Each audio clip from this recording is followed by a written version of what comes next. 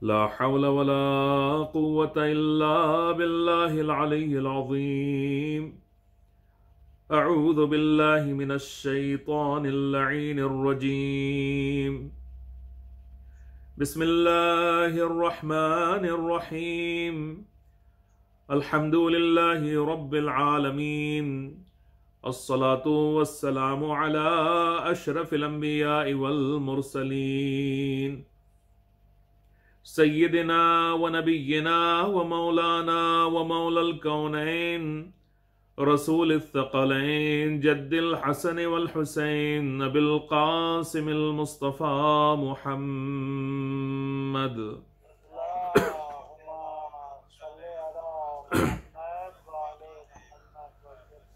وآله الطيبين الطاهرين المعصومين المظلومين المكرمين المطهرين المنتجبين المنتخبين والعاقبة للمتقين والجنة للمطيعين والنار للعاصين واللعنة الدائمة الباقية على أعدائهم من الآن إلى قيام يوم الدين. أما بعد فقد قال الله سبحانه تبارك وتعالى في محكم كتابه الكريم وهو أصدق القائلين وقوله الحق. بسم الله الرحمن الرحيم. قل لا أسألكم عليه أجرا إلا المودة في القربى. صلوات محمد وآل محمد پر.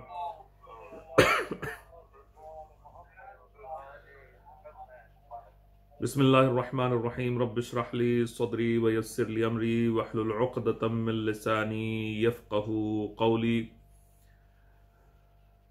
Dear brothers and sisters, inshallah, we will continue our topic and our discussion that we started on our first day, and it is about the religion of Allah subhanahu wa ta'ala being the rational religion, and our religion, the importance that our religion gives to the intellect, and how our understanding of the religion should be based on aql.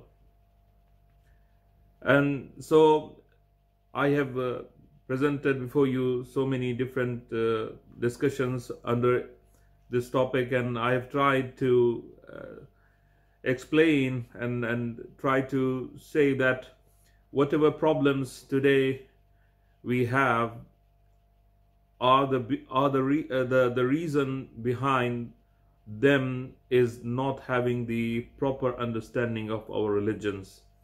So this problem, or the problems that we are facing today, are not new problems.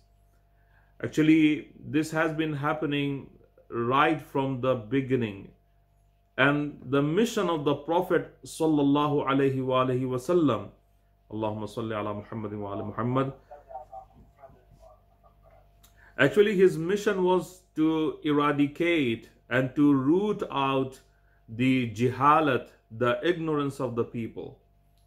And this is what actually we are supposed to do. And what the Prophet sallallahu alaihi wasallam did, he convinced the people through the Holy Quran, through the rational arguments, and through his amal, that this religion is the religion that people wanted to embrace, and not that the Prophet sallallahu alaihi wasallam or Allah subhanahu wa ta'ala wanted to impose this religion on the people.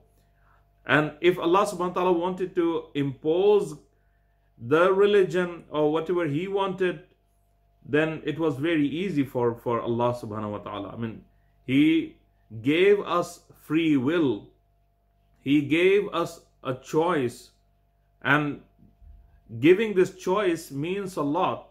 Allah subhanahu wa ta'ala gave us this choice because he wanted us to understand the religion first and then make this choice, that I am making this choice, I am choosing this path, I am choosing this religion.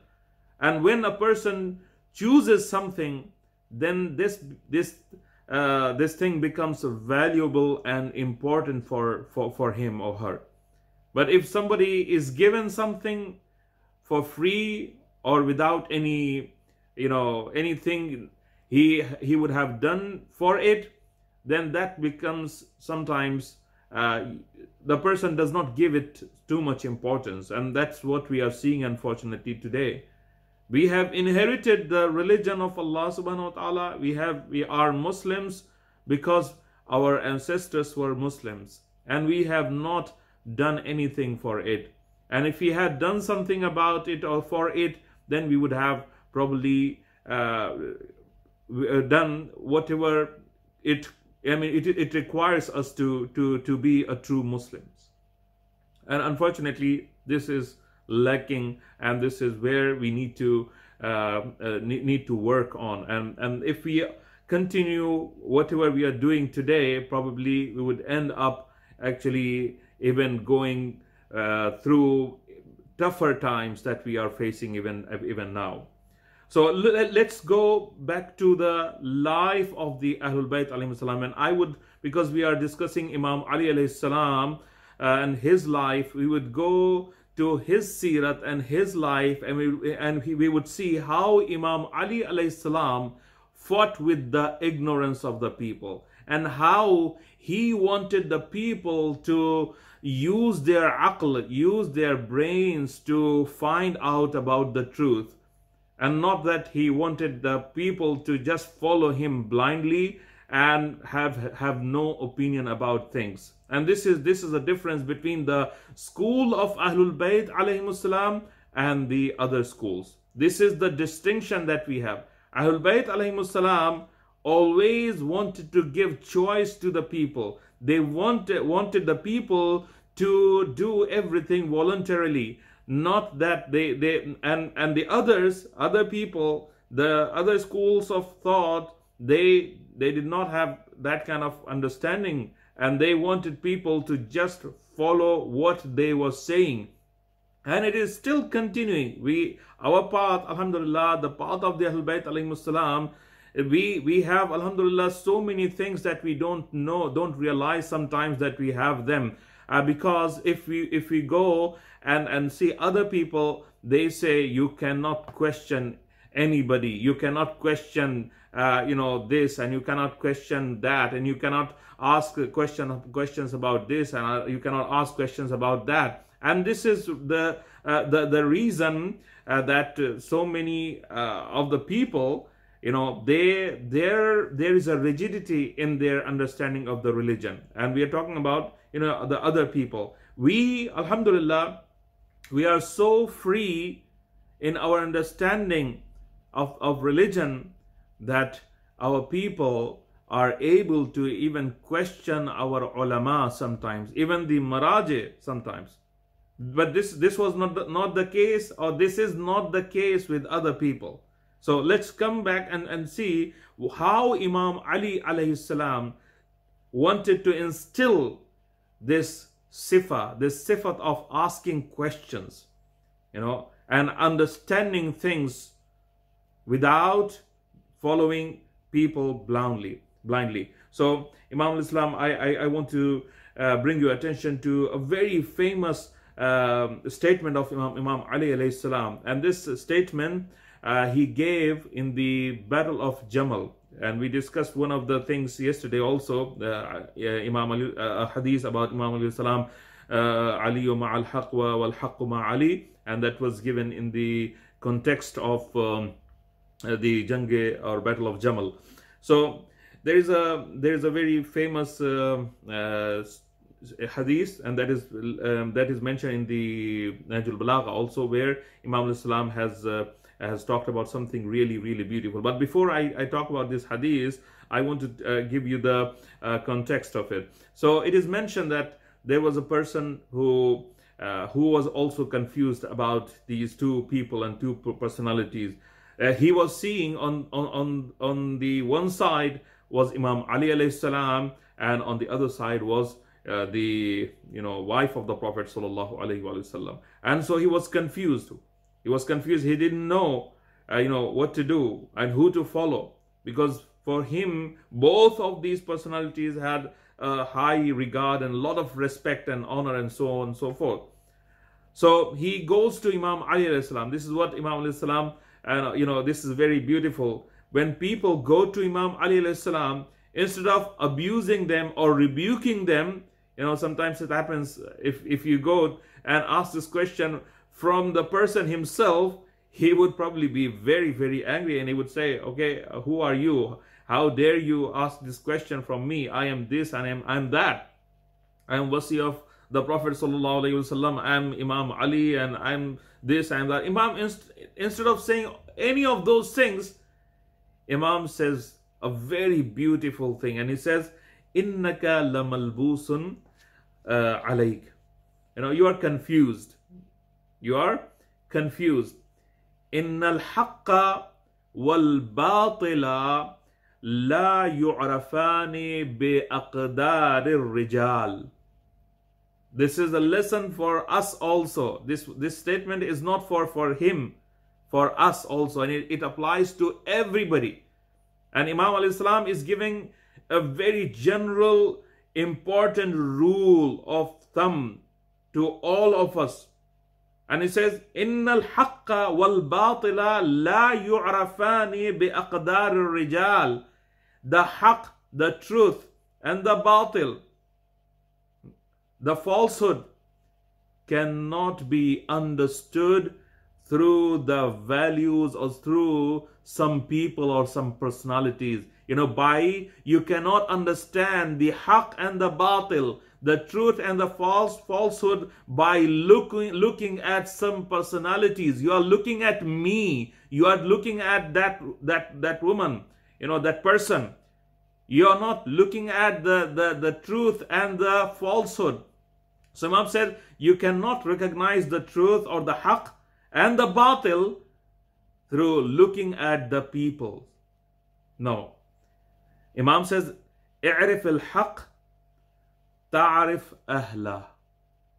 First go recognize the truth and then see who is on the path of truth. Who has the truth? When you have the haqq, when you know what is haqq and what is batil, then it's very easy for you to choose the path that you want to go on. You cannot, follow a person and then you then say this is the path of haqq. No. Imam says, and this is where we see Imam alayhi salam is instilling this power in his mind. He says, use your aql, use your brain, understand what is the truth by yourself through your understanding. And when you have understood this, what is haqq and what is batil, then it would be very easy for you to measure the people. But if you started to follow the personalities, sometimes, these personalities, they go wayward. These personalities may not. So you think that because somebody is the wife of the Prophet sallallahu alaihi wasallam, he or she or whoever it is possesses the truth. This is not the right way of understanding and thinking about the religion. You should know what is the truth, and then you measure the personalities and people and see who I am. And then it would be much, much easier for you to follow my path and my way of understanding the religion. And I can say very confidently, nobody else would have said that. Now, others were so scared of the truth that they wanted people not to go near the understanding, this path of understanding. They always wanted people to just follow their commands, follow their orders. Why Imam Ali alayhi salam, one of the reasons why Imam alayhi salam did not fight with these people, using his sword, it was because people made a choice. They chose the path of batil, and it was their choice. And if he wanted to force upon them the haqq or whatever it was, then it was not by choice, it was by force. And you can rule over the people by force for some time, but not always. But if they love you, and if they understand you, if they know your mission, and if they know who you are, then they would never leave you, even if they are killed and they are destroyed completely. This is what Imam alayhi salam wanted. So this is, nobody else could have said that, given this statement that "i'rif al-haq ta'rif ahla," yani understand the religion, find out about the truth by yourself, and then see who is on the path of righteousness and path of haqq. And I would like to now give you some examples from the life of those people who actually usurped the haqq of Imam Ali alayhi salam from him, and when they did this, they realized that they have to do one more thing. This is important for us to understand. Sometimes people do not know about the whole truth, and they think that they are following the great people and personalities. But if they know what they did after the Prophet sallallahu alaihi wasallam, and even during the life of the Prophet sallallahu alaihi wasallam, sometimes they would never actually go near them. And this is why we the followers of the Ahlul Bayt alayhim salam, the school of Ahlul Bayt alayhim salam, we are always challenging the people and asking the people to go and do their research and read the authentic books, their own authentic books, and they would be led to the truth. And that is the truth of the Ahlul Bayt alayhim salam. They would find some things in their own books that they would realize that this cannot go with the correct understanding of the religion of Allah.